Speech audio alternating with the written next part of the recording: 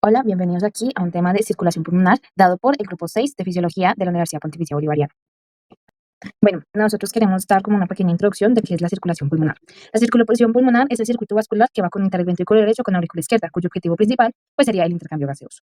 Este circuito es de baja resistencia y baja presión, los cuales va a tener presiones pulmonares normales de una arteria pulmonar que sería la presión sistólica de 25 milímetros de mercurio, arteria pulmonar que sería presión diastólica de 8 milímetros de mercurio, presión arterial pulmonar media que es aproximadamente 15 milímetros de mercurio y presión capilar pulmonar en cuña que es hasta 12 milímetros de mercurio. Tenemos también que la circulación pulmonar lo que va a hacer es optimizar para el intercambio gaseoso. Va a tener baja resistencia y baja presión, altamente sensible a cambios de presión, volumen y composición gaseosa alveolar, y unas alteraciones de precisiones pulmonares que tienen repercusiones cardiopulmonares importantes. Ahora seguimos con las características anatómicas y funcionales. Características anatómicas y funcionales. Los vasos funcionales son altamente compresibles y distensibles. Por tanto, son sensibles a influencias mecánicas, o sea, de movimientos respiratorios. También pueden ser físicas, como las presiones externas, y químicas, como bradiquininas, óxido nítrico, prostaglandinas, endotelinas o tromboxanos. A ello también se le puede sumar, pues, que el oxígeno es un regulador clave, produciendo vasoconstricción en hipoxia alveolar. Hemodinamicamente, vamos a hablar de varios conceptos. El primero es resistencia vascular pulmonar. Esto se va a referir a la presión arterial pulmonar media menos la presión capilar en cuña sobre el gasto cardíaco. Luego vamos a hablar sobre la presión en cuña. Esta presión nos va a reflejar la presión hidrostática capilar pulmonar, que es equivalente a la presión de diástole del ventrículo izquierdo. Esta en condiciones normales va a estar en hasta 12 milímetros de mercurio. Y vamos a tener como último componente la presión al final de la diástole del ventrículo izquierdo, que normalmente es muy baja y puede llegar hasta 0 milímetros de mercurio. En casos patológicos como estenosis mitral, esta presión aumenta y va a elevar la presión en cuña, la presión capilar en cuña, y va a facilitar el edema pulmonar.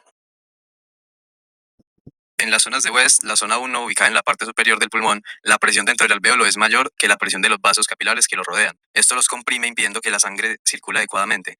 Por esto es de que, aunque el aire entra en los alvéolos, no ocurre intercambio gaseoso efectivo, y a esto se le llama un espacio muerto, en este caso fisiológico. En la zona 2, la presión capilar arterial es mayor que la presión alveolar, pero la presión alveolar es mayor que la presión capilar venosa, y esta diferencia es lo que hace que la sangre fluya solo parcialmente o de forma intermitente, y a este fenómeno se le conoce como efecto de waterfall o de cascada, porque la sangre fluye como si cayera intermitentemente de un nivel más alto a uno más bajo. Y por último, en la zona 3, ubicada en las bases pulmonares, tanto la presión capilar arterial como la venosa superan a la presión alveolar, lo cual mantiene los vasos completamente abiertos y permite una circulación constante y fluida de sangre. Esto genera la mejor condición para el intercambio gaseoso, haciendo que esta zona sea la más eficiente en términos de la relación ventilación-perfusión. La distensibilidad vascular se refiere a la capacidad que tienen los vasos pulmonares para dilatarse o aumentar su diámetro cuando aumenta la presión sanguínea, por ejemplo, durante el ejercicio.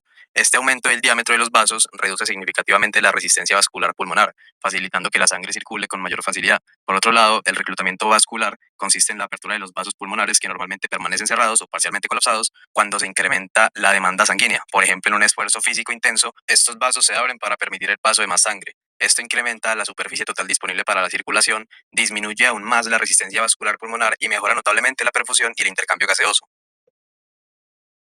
Con respecto al retorno venoso y a la sangre venosa mixta, tenemos la sangre que va a llegar a la aurícula derecha desde la vena cava inferior con una saturación de oxígeno de 70 a 75% y la vena cava superior con una saturación de oxígeno de 60 a 65% van a formar la sangre venosa mixta, la cual pasa por el ventrículo derecho y luego va al circuito pulmonar.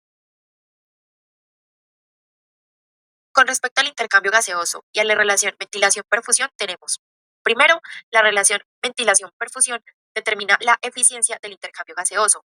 Segundo, el intercambio óptimo va a ocurrir en tres zonas, en la base pulmonar. Y el tercero es que la diferencia alveolo arterial se explica por mezclas fisiológicas, como el shunt bronquial y pequeñas áreas con una mala relación ventilación-perfusión.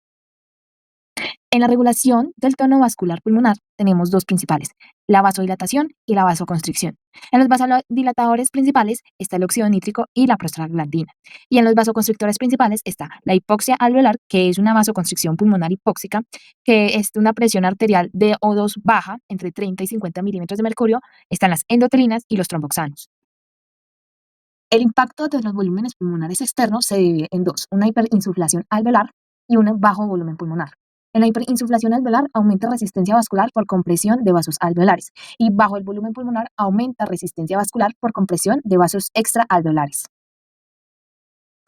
La hipertensión pulmonar, definida como presión arterial pulmonar media de más de 20 milímetros de mercurio, diferenciándose en hipertensión pulmonar precapilar arterial con una presión arterial pulmonar de más de 20 milímetros de mercurio, una presión de wedge o capilar pulmonar de menos de 15 milímetros de mercurio y una resistencia vascular pulmonar de más de 2 UD. Un ejemplo de embolia pulmonar.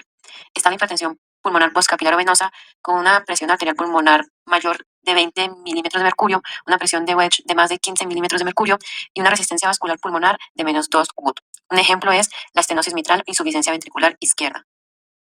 La hipertensión pulmonar aumenta la poscarga al ventrículo derecho, lo que implica más trabajo cardíaco. Según la ley de Laplace, a mayor radio ventricular, mayor tensión parietal, incrementando trabajo cardíaco y potencial de insuficiencia cardíaca derecha debido a una hipertrofia.